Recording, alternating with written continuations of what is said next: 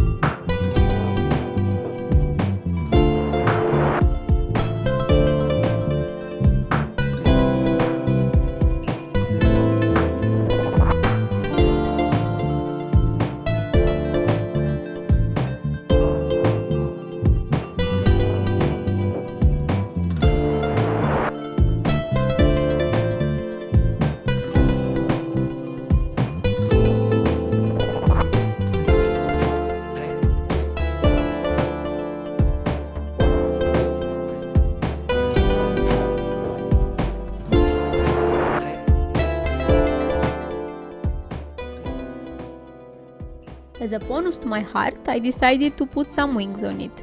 I took inspiration from a model on the internet that was made from fabric and I tried to replicate that with my paper techniques.